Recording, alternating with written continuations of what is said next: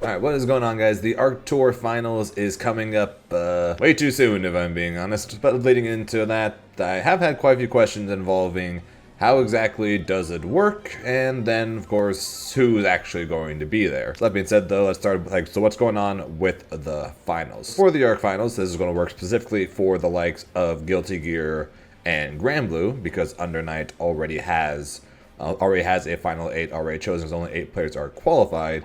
There's going to be 16 players going for both Granblue and Guilty Gear, and they're going to be separated into 4 different groups of 4. And then how are those decided? Well, it's going to be based entirely around where the player finished. So there are 16 players, so it's going to be placed first, second, third, fourth, etc., etc., etc., down to 16th, based on how many points you have earned. So starting from first, they get to choose a number 1 through 16. And then whatever number they choose, so if first chooses 7, that means they will pick 7th on what group they are going to be. If second place picks 8th, third place picks 5th, etc., etc., etc., until all 16 spots are filled. And then once that is done, they will start at 1 and go through 16, and then each player will be able to choose what group they want to be in. And they'll be able to choose any group until the group is fully filled out. So if they wanted to, picks 1 through 4 can all pick Group A, boom, done. All Group A is completely filled out. Everyone has to do B, C, and D. And then they will do that until all 4 groups are done. And then when that happens, each group will do full-on round robin to decide who makes it out of groups. And the way that's working this year is a little different than it did last year. So last year, the winner made the top 8 in winners, and then the person that got second place made it out in losers, and then third and fourth just went home. Works a little differently. So the first part is still the same. Whoever gets first place in each group will make it out of groups into winner side for the top 8 finals. Second place, on the other hand, not so guaranteed anymore. The player that gets second in each of their group are going to get placed in another round robin all with each other, and they're going to be doing it all over again, right? So they're doing the round robin with each of the second place players, and then the top 2 players from that secondary group will make it to the top 8 finals on the loser side. And then the 10 players that did not qualify, so the 2 losers of the second group, as well as the players that got third and fourth in their individual groups, are all going to get placed in the last chance qualifiers, if they want to, of course, along with anyone else that signs up. And then the top 2 players from those last chance qualifiers will make it to the last 2 loser spots on the final top 8 bracket. And then after that, it's going to play just like basically every other tournament. You got a top 8 bracket, and then whoever comes out the winner at the end wins the whole thing. Now that that's said, who exactly is going to be going to the finals? ZaneFGC is the number 1 player on the list. He plays first at the Super Tournament and first at the Southeast Asia Major, while also getting second at EVO Japan and second at Cygames Cup as well in Platinum events. And he basically has almost never lost this entire season. And it's not a wonder that he's currently leading the tour in points and been doing it all with his trademark Cagliostro.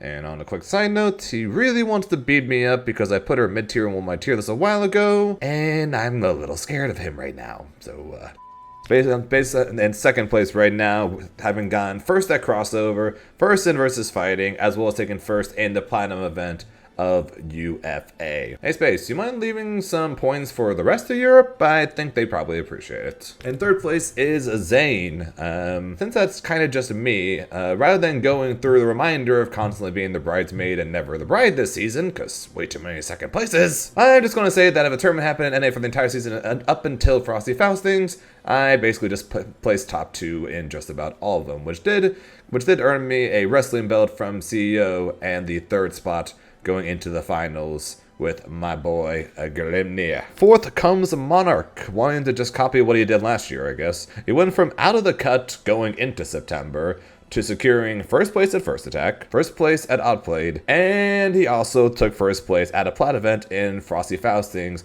guaranteeing him a automatic spot in the finals and not only moving himself into the cut, but moving himself all the way up to 4th place. Who cares about Matera's bad matchups when you have a notebook that just shows you the path to victory, right? And then Koji Koko rounds out the top 5, securing his automatic spot in the finals by winning EVO Las Vegas. And with that spot secured, he then proceeded to spend the rest of the season playing Zoe because he just really likes that character, and been doing so after taking his Beatrix to his first EVO title. Of course, still without skipping a beat, he ended up winning Risk with said Zoe on top of that to move him up on the leaderboard.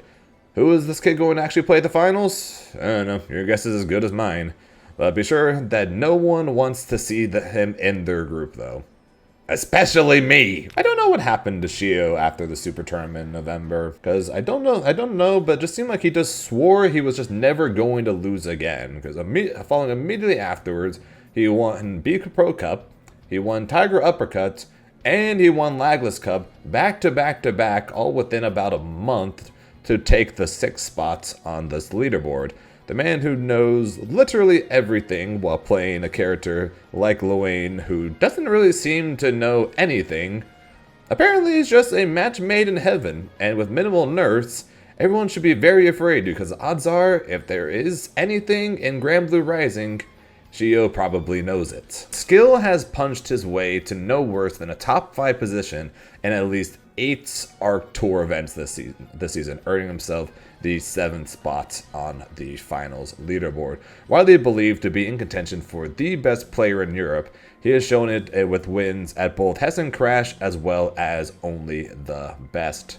As the best swords in the world, we shall see if his fists are strong enough to punch his way through the ARC finals. And you know what? I'd have a hard time betting against it. JF just said, you know what? Screw Riazzo. That top 3 ARC final spot last year was mine. How did he decide to prove that was the case? By placing first in every online and offline ARC Tour event in South America. Taking first in both Ragnarok as well as the Platinum event in Battle Coliseum. With Vasaraga on his side and the 8th position locked up, he's coming to show what South America is made of, one Vasaraga stomp at a time. But what's scarier than one Vasaraga? 2 Vasaragas! And it is a Deva game, a Vasaraga that's coming with arguably the most momentum, having just won Side Games Cup, and doing so by taking down the number 1 seed of these finals in a Zangief Dream. 9th place is secured, Side Games Cup Championship is secured, and no Vasaraga nerfs coming apparently. These all combined just might be enough to see Devil Game go from the last minute qualifier to our last minute ARC Tour champion. Meanwhile though, Kasasagi took a more laid back approach to his ARC Tour season, only entering 3 events on his way to the 10th position of the ARC Finals, but I mean, you do kind of get that luxury when the ARC Tour season begins at EVO Japan with an automatic spot on the line, and then you just go ahead and win. This could end up working in his advantage, honestly, with there being less information for those to look at for his playstyle, especially since the nerfs to Fairy, could make there being a lot more guesswork for all the other players who might have to fight him, which definitely could end up giving him an edge in the matches to come. Usagi just rolled up to EVO France and said, you know what, this shit's easy. Took him a trophy, the 11th spot at the finals, and then just left. No other tournaments needed, no other tournaments played, just one and done, I'm in the finals, I will see you there. Known to have many characters under their belt, there's always a big question mark on what might come out between Belial, Luane, and the Grimnir that took EVO France. Kinda hard to put much doubt on someone who technically has not lost a single set across this entire ARC Tour. Not much that needs to be said about Gamera. If you know anything about Granblue Fantasy Versus, then you know who he is. Having a pretty off year though for his high standard, sitting in the 12th position at the finals. Then again, imagine being so good that a first place finish at Battle Arena Melbourne, a top 4 finish at EVO France, and multiple second place finishes at gold events could ever be considered a off year. But that does kind of just show how strong he is. The man can play any character, and he has, playing the likes of Beatrix, Jita, Versusia, Meg, and even Anila over at EVO France. One of the greatest to ever play Granblue is coming for revenge after being in last year's finals.